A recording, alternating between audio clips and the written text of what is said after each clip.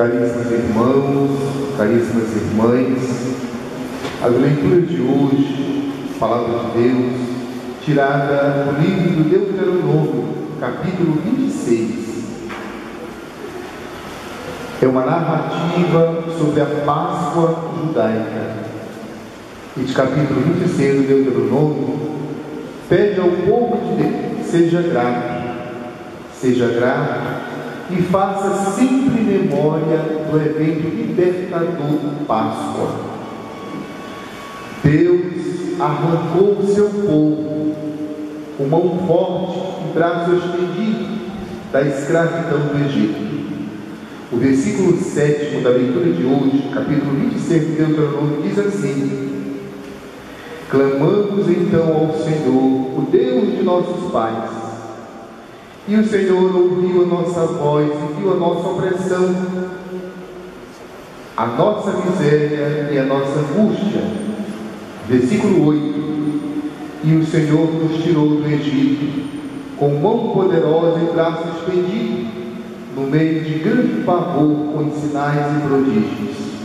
Essa leitura do Deuteronômio leva o povo a reconhecer que Deus o libertou quando o povo estava oprimido, quando estava na escravidão do Egito, quando não tinha nem voz, nem vida social, quando estava escravizado, quando não tinha liberdade de prestar culto ao seu Deus.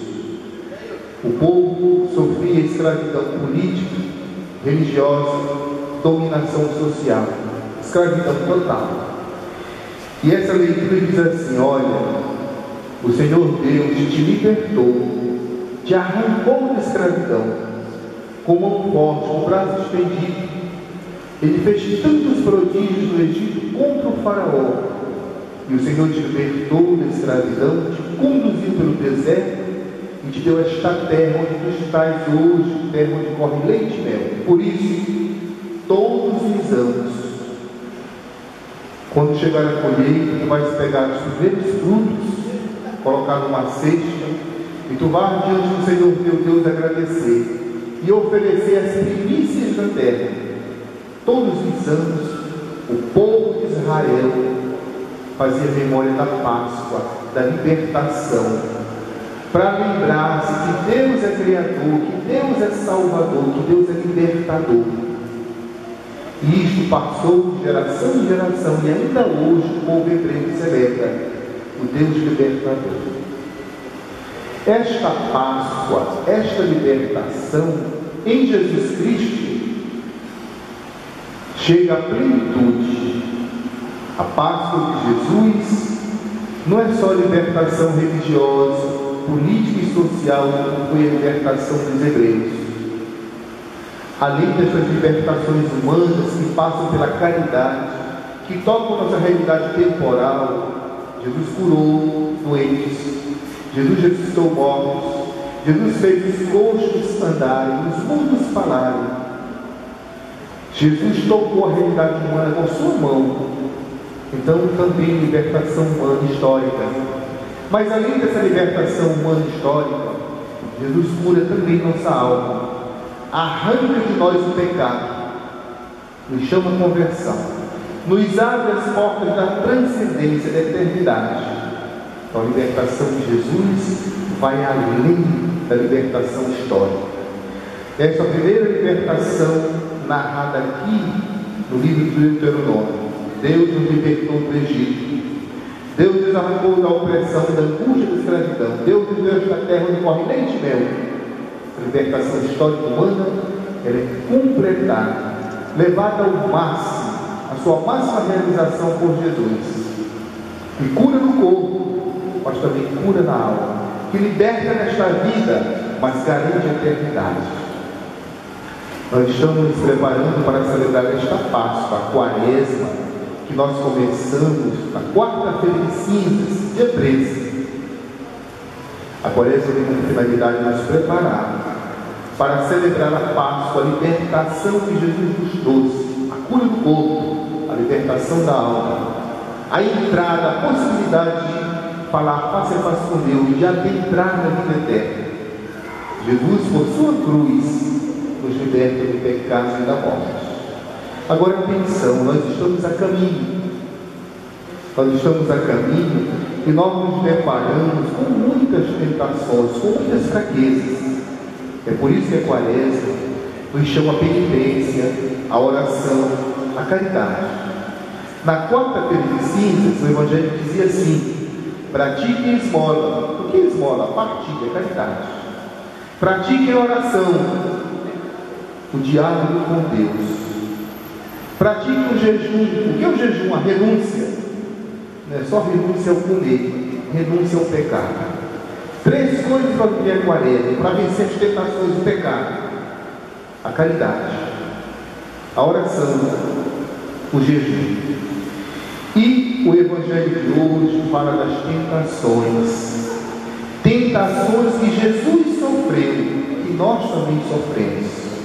Olha, o Evangelho de hoje diz assim, importante analisar cada detalhe do Evangelho. Diz assim, olha: Jesus voltou do Jordão. Ele foi batizado por João no Jordão, voltou. E São Lucas diz assim no Evangelho de hoje, no capítulo 4: Jesus, cheio do Espírito Santo, ele foi ao deserto, cheio de Deus, cheio do Espírito Santo, foi ao deserto. Agora, atenção, mesmo cheio do Espírito Santo, mesmo cheio de Deus, diz o texto, ali foi tentado pelo diabo durante 40 dias. Às vezes a gente pensa, porque tem Deus, porque reza, vai à igreja, não vai se tentar. Engano nosso, está aqui. Jesus, cheio do Espírito Santo, cheio de Deus, foi tentado pelo diabo durante 40 dias. Que nós rezemos, estejamos cheios de Deus, seremos tentados. E vamos resistir. Estamos cheios de Deus. Jesus aqui vence. Se nós não rezarmos, nós seremos tentados também. E aí nós cairemos, porque nós não vamos ter forças próprias para vencer o diabo. Está aqui. Cheio do Espírito Santo, vai ao deserto, e é tentado pelo diabo, diz o texto, Lucas diz, durante 40 dias.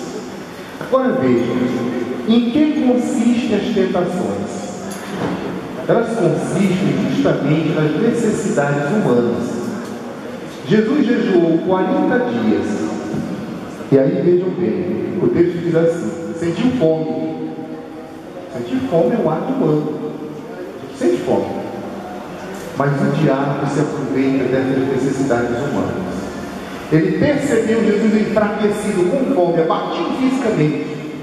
Chegou perto e disse: olha, os poderes que Deus te deu, use em benefício próprio. Está com fome, use em benefício próprio. Manda que estas pedras se transformem em pão.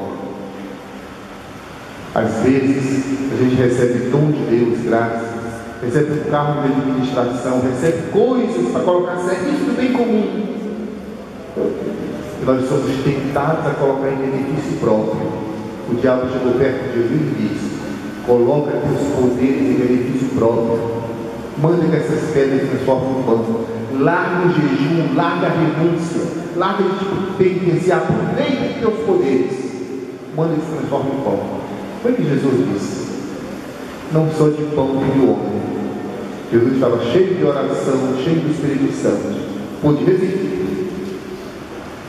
Em seguida, vejam, outro desejo humano importante: o poder. O primeiro é o prazer, o comer, o satisfazer as necessidades. O segundo, o poder. O diabo levou Jesus ao mais alto, um monte bem alto. Mostrou todos os reinos do mundo, todo o poder político, todo o poder econômico, todas as glórias do mundo. Quem não quer ter dinheiro? Quem não quer ter poder, barganha, influência? Quem não quer se dar bem? O diabo sabe que o ser humano gosta dessas coisas. Mostrou todas as glórias do mundo e disse assim: olha, eu vou te dar tudo isso é meu. Prostra-te e me adora. Tem muita gente que vende a alma do diabo. para ter poder, para ter glória.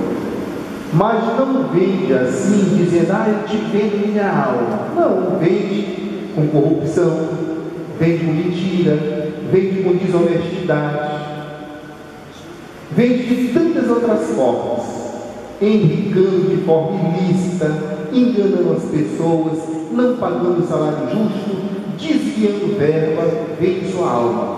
O diabo diz, olha, eu te darei tudo isso se tu te prostrares e me adorares. Quem não quer poder? Quem não quer dinheiro? Quem não quer influência? Quem não quer estar bem? O diabo diz, te dou tudo. E Jesus diz, olha, está escrito nas Sagradas Escrituras, somente a Deus tu adorarás. Nós tantas vezes adoramos os poderes do mundo. Quando a gente aceita mentira, corrupção, desvio de verba, jeitinho brasileiro, se dá bem, a gente está se prostrando e adorando o pecado. Está se prostrando e adorando o príncipe deste mundo. Está se vendendo. Está sendo desonesto. Jesus aqui diz, somente ao Senhor teu Deus adorarás e só a Ele servirás. Segunda vez o demônio derrotado. Jesus tinha o Espírito Santo em si, cheio de oração, cheio de Deus, conhecia as Sagradas Escrituras, tentado, venceu. Terceira tentação do diabo. Ele levou Jesus desta vez ao templo de Jerusalém, a igreja daquele templo. Levou no alto da torre e dizia assim, olha, tu és filho de Deus, salta daqui para baixo. Se Deus te ama, Ele vai cuidar de ti. Se Deus te ama, Ele vai mandar os anjos para cuidar de ti. Ou seja, o diabo queria que Jesus confrontasse Deus, que Deus desse a prova de seu amor, que Jesus pedisse para Deus, prova que tu me amas. Entenderam? Tantas vezes nós brigamos com Deus, porque nós queremos que Deus nos dê isso, que Deus nos faça aquilo, e Deus não dá, porque sabe que não é bom para nós, mas a gente pede, a gente existe. E a gente diz assim, eu vou à igreja, eu rezo, eu faço isso, eu faço aquilo, eu não consigo a graça que eu quero. Eu vou à igreja, eu faço isso, eu faço aquilo, me acontece cruzes. A gente tenta Deus, para a mão de Deus, existe Deus. O diabo colocou Jesus para fazer isso. E Jesus disse, olha, está escrito nas Sagradas Escrituras, não tentarás o Senhor teu Deus. Mas atenção, o diabo sabia que Jesus estava cheio de oração, cheio do Espírito Santo, mas tentava. E aqui no Evangelho de hoje, o diabo cita as Escrituras, conhece bem a Bíblia, conhece tudo sobre Deus, o diabo, tudo ele sabe. O maior teólogo, quem mais sabe sobre Deus, quem conhece bem o diabo, mais do que nós. Ele disse para Jesus, olha, salta daqui para baixo, porque está escrito na Bíblia, Deus vai enviar seus anjos para cuidar de ti. Ele usa a Bíblia para tentar Jesus, usa a oração, usa o templo, usa a torre do templo e usa a Bíblia. Nós que estamos dentro das coisas santas, no templo, na oração, na igreja, na missa, seremos tentados. Quando acontecerem cruzes, dores, sofrimentos, tentações, está aqui escrito. O próprio Jesus passou por isso. O importante é que nós estejamos revestidos do Espírito Santo, que nós sejamos como Jesus, capazes de jejum, de oração, de caridade. Aí o diabo será vencido. Mas se nós estivermos na igreja fingindo que nós rezamos, mas nós não rezamos, vamos cair. E se nós estivermos fingindo que somos caridosos, mas não somos, vamos cair. E se nós estivermos fingindo que nós fazemos quaresma, fazemos jejum, mas não fazemos, nós vamos cair. Jesus não caiu porque estava em comunhão com o Pai, porque estava cheio do Espírito Santo, porque era um homem de oração, de jejum e de caridade. Agora veja o finalzinho do texto, o que diz. Vamos no finalzinho do Evangelho, veja o que ele diz. Lá no finalzinho do Evangelho, no versículo 13, diz assim: terminada toda a tentação, o diabo afastou-se de Jesus para retornar no tempo oportuno. Para retornar, o diabo nunca largou Jesus. São Lucas diz aqui, os outros evangelistas dizem que foram 3 tentações. Ele cita as 3, mas ele diz, olha, lá dentro do texto, ele diz que Jesus foi tentado, lá no versículo 2, ele diz assim: ali foi tentado pelo diabo durante 40 dias. Não foram só 3 tentações, foram 40 dias. No finalzinho do texto ele diz: o diabo vencido não desiste, retirou-se para voltar, para retornar no tempo oportuno. Não pense que o diabo vai nos deixar, não deixa, não quer perder. Você vence ele pela caridade, pela oração hoje, amanhã ele está de prontidão. O cristão tem que ser perseverante na oração, na caridade, no jejum. O cristão tem que ser perseverante na honestidade. O cristão tem que continuamente rejeitar a corrupção, a mentira, o erro. Agora vejam a segunda leitura, como é importantíssima nesse sentido. Segunda leitura, tirada da carta aos Romanos, diz assim, logo no início: o que diz a Escritura? A palavra está perto de ti, em tua boca e em teu coração. Essa palavra é a palavra da fé que nós pregamos. Nós temos que nos alimentar da palavra de Deus. Ela está perto de nós, em nossa boca, em nosso coração. Nós temos que ter fé. A palavra de Deus é Cristo, aqui na palavra escrita. A palavra de Deus é Cristo, aqui na Eucaristia, na hóstia consagrada. A palavra de Deus é Cristo na oração, na comunhão com Deus, ressuscitado, nos sacramentos. E aqui diz assim: a palavra não está longe de ti, está perto, em tua boca, em teu coração. Essa palavra é a palavra da fé que nós pregamos, é Jesus Cristo. Se fores com tua boca confessares Jesus como Senhor, e no teu coração creres que Deus o ressuscitou dos mortos, serás salvo. Ou seja, vais vencer o demônio, vais vencer a morte, vais vencer o pecado. Cristo Senhor. A salvação é dom de Deus em Cristo.